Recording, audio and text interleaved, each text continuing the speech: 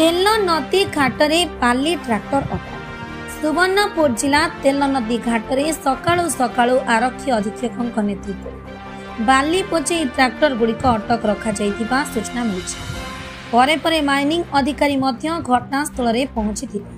दीर्घ दिन हेब यह बाली चोरा चलाण चलता बेले कुआडे मोटा अंकर डिल हुई माइनिंग अधिकारी जानतर भोर सका 9टा पर्यंत चले बाली चोरा चला। नदी गर्भर बाली सरी जाउथिबा बेले सुवर्णपुर जिला आरक्षी अधीक्षक श्री नारायण नायक पदक्षेप को बुद्धिजीवी महल में प्रशंसा कर।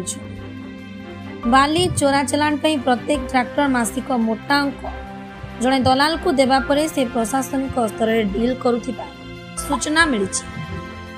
विलंब हेले भी खोद आरक्षी अधीक्षक श्री नायक अचानक बाली गाड़ी अटक रखा सहर चर्चार विषय। पुलिस खोजी पारे बाली कारबार डील करथिबा व्यक्ति की। सुवर्णपुर जिलारू उमाकांत बाघों रिपोर्ट सबुदिन टीवी।